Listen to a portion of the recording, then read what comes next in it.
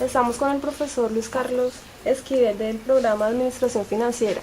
Profesor, ¿usted qué piensa de la ética profesional? Es lo que debe acompañar a todo profesional independientemente de la línea de estudios, es el deber ser de un profesional, lealtad con su profesión y lealtad con la aplicación de su profesión. ¿Qué características o parámetros presenta la ética profesional? Características o parámetros de la ética profesional, pienso que tienen que ver necesariamente con la línea de la formación. Esos parámetros tienen que obedecer, en el caso del administrador financiero, cuando nosotros estamos manejando dineros que son ajenos o dineros propios, de una responsabilidad y una lealtad hacia el manejo de esos dineros. Manejo de esos dineros, cuando hablo de lealtad, tienen que ser, desde el punto de vista de financiamiento, que correspondan a un beneficio para la empresa en la cual se trabaja, desde el punto de vista de inversión, que retornen los réditos o los dineros o los valores que realmente son los que realmente se generan.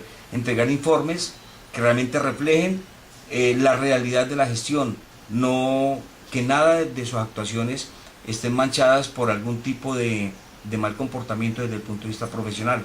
Pero es indudable que cuando hablamos de ética es importante saber de que separar la ética profesional o del comportamiento moral y ético de una persona es muy difícil.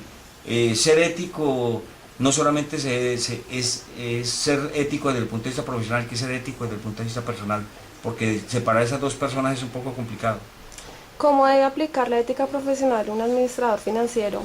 Indudablemente siendo, primero que todo, leal con su profesión, leal con su formación, leal con su universidad, leal con la empresa para la cual trabaja, leal con las personas que lo contrataron. Esa lealtad, ¿en qué tiene que verse reflejada?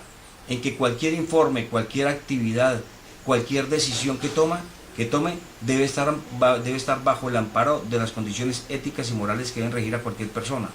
Propiamente, cuando hablamos de profesionales en la administración financiera, se sucede un hecho muy curioso, es que nosotros somos las personas formadas para administrar dinero.